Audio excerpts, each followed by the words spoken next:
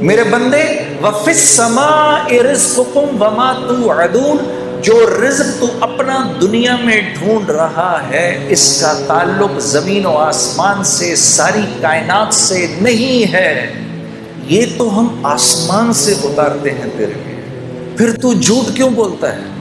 اب وہ مجھے نوجوان کہہ رہا مجھے بتائیں میں کیا کروں؟ میں نے کہا بھائی دیکھو، دنیا میں اگر اللہ کی مان کے چلو گے تو یہ اللہ کا وعدہ ہے کہ اللہ تمہیں حیات طیبہ دیں گے، اور حیات طیبہ اور زندگی کا نام ہے جو زندگی اللہ لمبی کر دیتے ہیں، نیک انسان کی زندگی اللہ لمبی کر دیتے ہیں، اس کی تقدیر بدل دیتے ہیں، اس کی تقدیر میں جتنے سال لکھے ہوتے ہیں جب اس کی زندگی کے اندر اپنی فرما برداری دیکھتے ہیں تو اس کی زندگی کے سالوں کو بڑھا دیتے ہیں۔ آسمان سے رزق کے وہ دروازے کھولتے ہیں جو اکثر نہیں کھولتے، اس کے لیے خاص رزق اترتا ہے، اللہ اس کو لمبی زندگی دیتے ہیں، بیماری سے پاک زندگی دیتے ہیں، خوف سے پاک زندگی دیتے ہیں، غموں سے پاک زندگی دیتے ہیں اس کو۔ تو میں نے کہا یہ رزق جب تمہارے گھر آئے گا تو اب تم مجھے خود بتاؤ، جب یہ تمہاری اولاد کے جسم میں یہ خون میں دوڑے گا تو اولاد اللہ کی فرما بردار بنے گی کہ نافرمان؟ تو میری شکل دیکھنے لگا، پھر کہنے لگا نافرمان۔ میں نے کہا یہ رزق جب بیوی کے خون میں جائے گا وہ وفاداری کرے گی بے وفائی؟ کہنے لگا جی بے وفائی۔ تو میں نے کہا اولاد ہو نافرمان، بیوی ہو بے وفا، تو زندگی سکون میں گزر سکتی ہے؟ میں نے کہا گھر کے جو نوکر چاکر ہیں جب وہ یہ کھائیں گے تو تمہارے ساتھ وفاداری نبھائیں گے کہ بے وفائی کریں گے؟ کہا جی بے وفائی۔ میں نے کہا جب یہ تمہارے جسم میں جائے گا یہ نافرمانی کا رزق تو تم اللہ کی فرما برداری کرو گے نافرمانی کرو گے؟ رات کو تہجد کے لیے اٹھو گے کیا پھر تم؟ رات کو تہجد کی نماز پڑھو گے کہ فلم دیکھو گے؟ کہتا جی میں پوری بات سمجھ گیا، میں پوری بات سمجھ گیا۔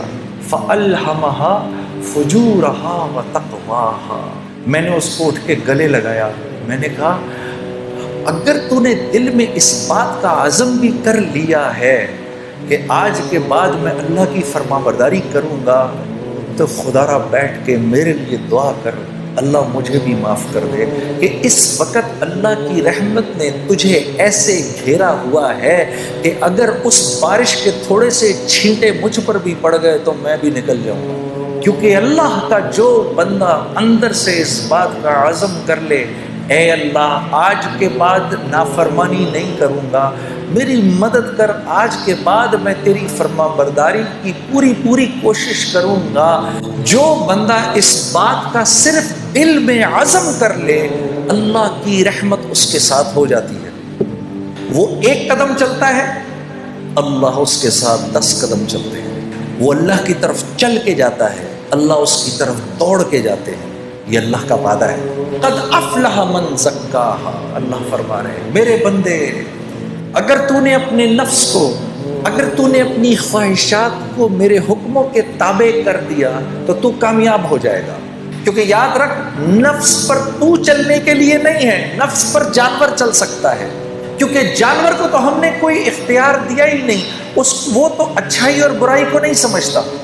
کتے کو کل اللہ پکڑ کر جہنم میں نہیں ڈالے گا کہ تو نے فلاں کی ٹانگ کیوں پکڑی، وہ کہے گا یا اللہ تو نے مجھے جس فطرت پر پیدا کیا میں نے پوری زندگی اس فطرت پر گزار دی، میں نے اسی فطرت پر زندگی گزاری۔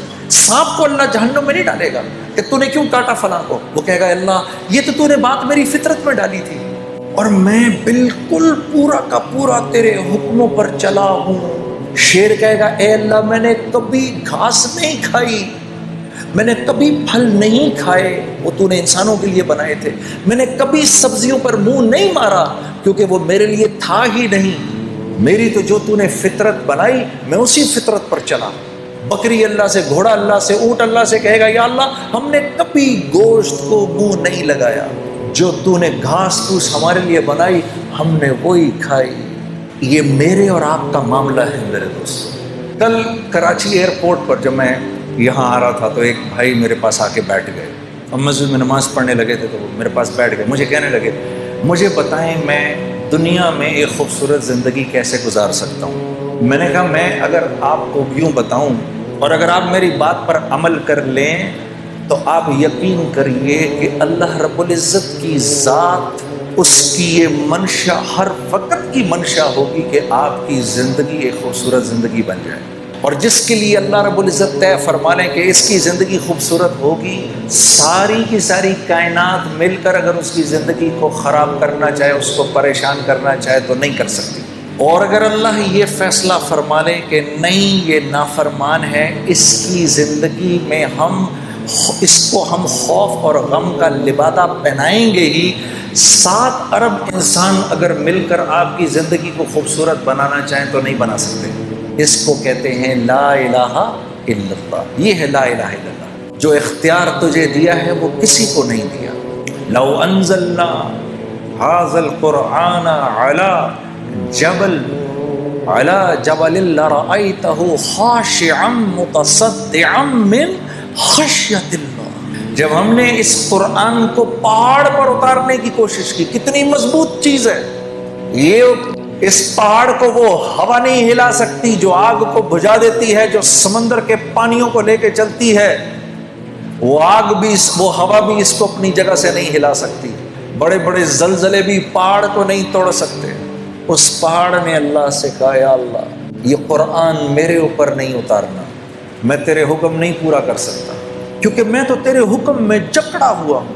انسان نے کہا اے اللہ ہم پر اتار، ہم تیرے حکموں کو پورا کریں گے۔ تو یہ ذمہ داری لیے بیٹھے ہیں میں اور آپ کہ میری ہر حاجت اللہ کی ذات سے جڑی ہوئی ہے۔ اگر میں اپنی حاجت کو چیزوں کے اندر ڈھونڈوں گا تو میں پریشان ہو جاؤں گا۔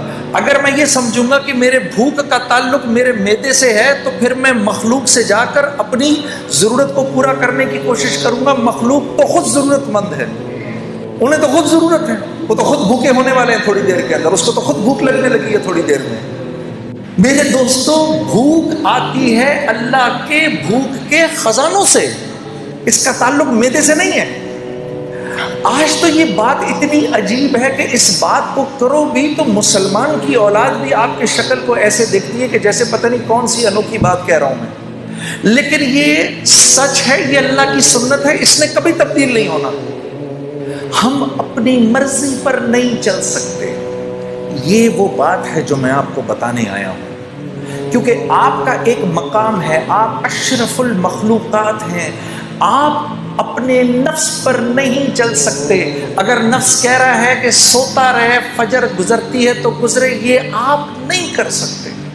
چلو ایک سیکنڈ کے لیے صرف سمجھانے کے لیے ہم آخرت کی نہیں دنیا کی بات کرتے ہیں، سمجھانے کے لیے۔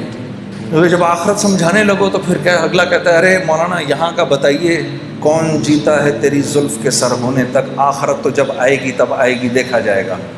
یہی قریب میں جو رائے گنج کا مرکز، میں پہلی دفعہ جب یہاں سے 4 مہینے لگا کر گھر گیا تو گھر مفتی تقی عثمانی صاحب سے میں نے گزارش کی، حضرت تشریف لے کر آئے، اور یہ بات جو بھی میں آپ سے کہہ رہا ہوں نا، اللہ کے لیے اپنے نفس پر پہلا قدم رکھنا، پہلا قدم نفس پہ رکھنا، دوسرا قدم جنت میں۔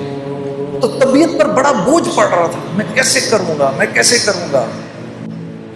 آج کے بعد اگر نامحرم عورت سامنے آئے گی تو میں نظریں کیسے ہٹاؤں گا؟